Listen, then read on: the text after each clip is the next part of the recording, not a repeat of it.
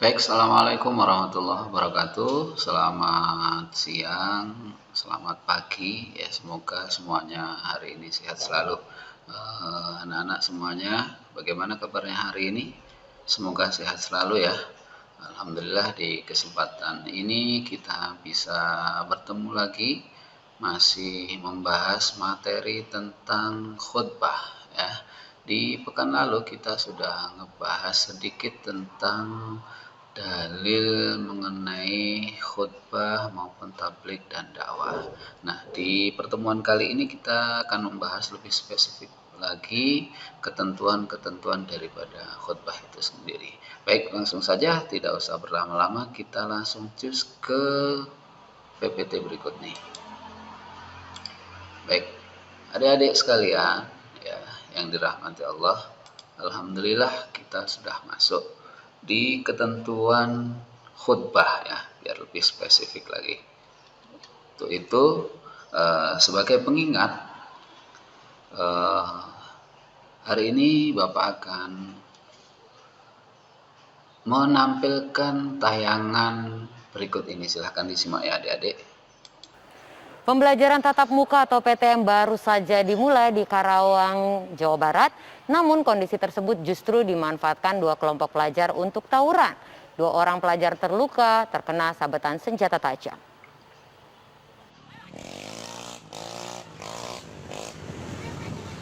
Dua kelompok siswa sekolah menengah pertama terlibat tawuran di Jalan Raya Jarong, Cilamaya, Kulon, Karawang, Jawa Barat. Puluhan pelajar ini saling serang dengan menggunakan senjata tajam. Dalam rekaman video yang viral di media sosial, dua pelajar menjadi sasaran korban penyerangan. Mereka ditendang hingga disabet senjata tajam. Akibat tawuran ini, dua pelajar mengalami luka serius. Sungguh sangat disayangkan, kegiatan pembelajaran tatap muka atau PTM yang baru saja dimulai tercoreng dengan aksi pelajar ini. Kapolres Karawang AKBP Aldi Subartono menyatakan telah menangkap 8 pelajar yang diduga sebagai pelaku penyerangan. Baik, adik-adik, anak-anakku sekalian yang dirahmati Allah, coba kenapa ini bisa terjadi di negeri kita? Bukan hanya sekali, bahkan seringkali kita melihat di berita, baik media nasional maupun lokal, baik media cetak maupun media elektronik, seringkali kita dapati teman-teman kita yang seusia kita atau bahkan di bawah kita, mereka seringkali ditemukan tawuran. Kenapa? Ada yang tahu? Baik, jadi tadi ada beberapa yang menyampaikan, salah satunya yang pertama kurangnya edukasi. Betul, edukasi apa?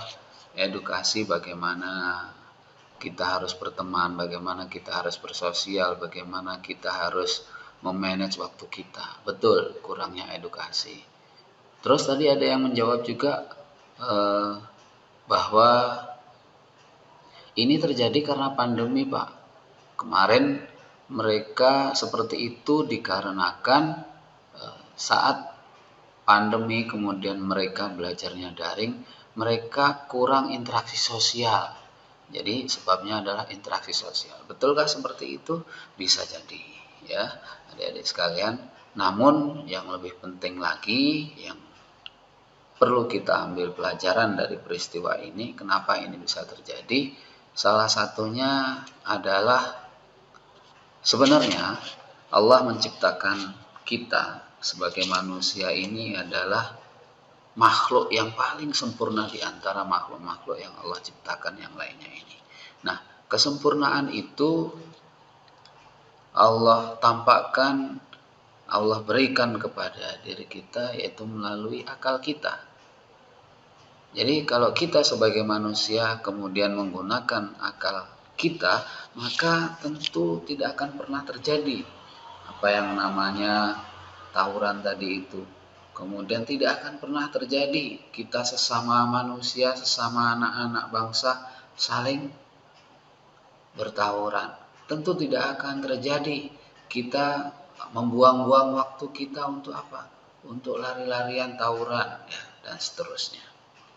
Baik, apakah ada hubungannya video ini dengan materi kita kali ini. Mari di kesempatan ini ya, kita akan membahas ketentuan khutbah. Khutbah sendiri apa sih?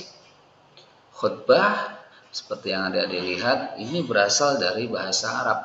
Ya. Tulisannya adalah khotoba yakhtubu khutbatan. Artinya adalah bisa pidato, bisa ceramah.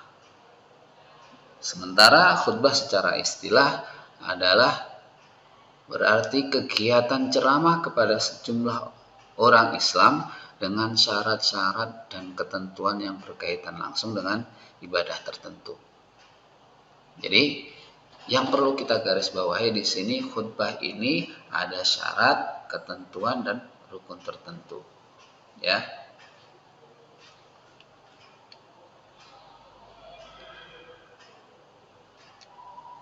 Nah, keutamaan khutbah sendiri apa? Jadi, salah satu keutamaan khutbah adalah khutbah ini menjadi wasilah. Jadi kalau kita kembali tengok sejarah Nabi kita, bagaimana Rasulullah mensyariatkan sholat Jumat yang isinya di dalamnya ada khutbah ini, maka tentu kita akan temukan keutamaan khutbah tadi. Ya. Salah satunya adalah khutbah ini dilakukan Rasulullah sebagai pendidikan, sebagai penanaman syariat, sebagai penanaman wasiat kepada siapa? Kepada umat Islam pada saat itu. Dan kenapa yang diwajibkan laki-laki? Karena laki-laki inilah yang diharapkan menjadi penyambung lidahnya Rasulullah menyampaikan ilmu kepada anak dan istri-istri mereka di rumah. Nah, ketentuan khutbah sendiri agar lebih gampang kita bagi ya adik-adik ya. Jadi ada syarat khutbah Jumat, kemudian rukun khutbah Jumat, atau nanti orang yang memberikan khutbah atau khotib. Kemudian hikmah daripada diadakannya khutbah Jumat ini tentu kita sama-sama rasakan bahwasanya akan meningkatkan keimanan kita kepada Allah Subhanahu wa taala ya.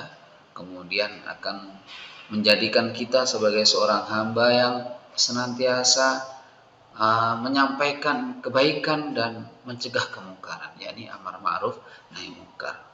Dan yang ketiga ya, hikmah daripada khutbah ini tentu akan meningkatkan derajat pendidikan umat Islam sendiri. Kenapa? Karena di dalamnya ada pendidikan, ada informasi, ada ilmu dan lain sebagainya.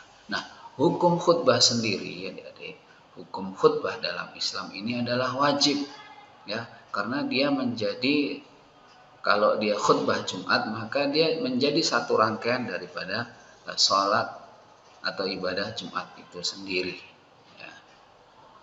Baik, sampai di sini ada yang ditanyakan adik-adik? Terima kasih. Kalau gitu kita lanjutkan ke materi berikutnya, yaitu macam-macam khutbah.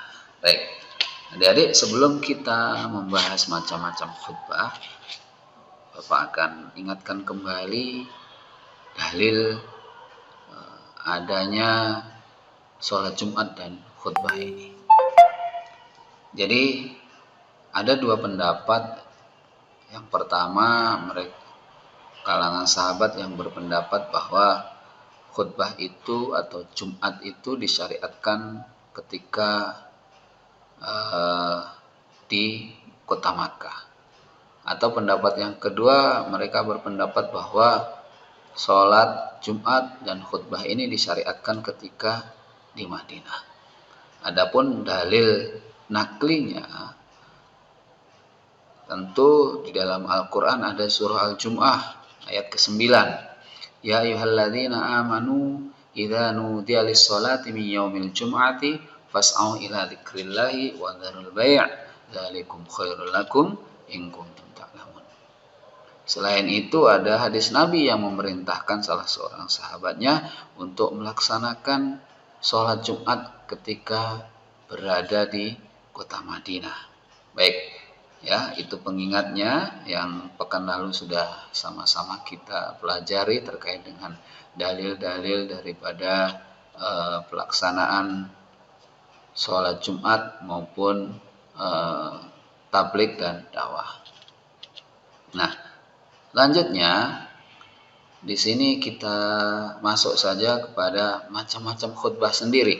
Kalau dalam tampilan adik-adik, ya, bisa dilihat di sini ada khutbah Jumat, ada khutbah Hari Raya Idul Fitri, khutbah Hari Raya Idul Adha, khutbah Istisqa, kemudian khutbah gerhana. Kalau dilihat dari jenisnya, ternyata khutbah itu dibagi menjadi dua. Yang pertama, khutbah itu ada yang berkaitan dengan sholat dan khutbah yang tidak berkaitan dengan sholat. Nah, khutbah yang berkaitan dengan sholat, seperti yang adik-adik lihat ini, ada khutbah Jumat, khutbah 2 hari raya, khutbah minta hujan, ya, dan khutbah 2 gerhana. Ya, ini berkaitan dengan sholat. Nah, ada khutbah yang tidak berkaitan dengan sholat. Walaupun di sini tidak Bapak tampilkan, bisa adik-adik catat, yakni khutbah nikah dan khutbah wukuf di Arafah. Baik, kita lanjutkan ke materi berikutnya ya adik-adik. Sampai di sini sudah bisa dimengerti? Alhamdulillah, mudah-mudahan jika pada kesempatan penyampaian kali ini ada manfaatnya, itu semata-mata dari Allah Subhanahu wa taala. Jika ada yang salah, ada yang kurang, maka itu semata-mata dari pribadi Bapak, tolong dimaafkan. Terima kasih, kita akhiri, mudah-mudahan bermanfaat. Ma'fu minkum. Wassalamualaikum warahmatullahi wabarakatuh. Bye.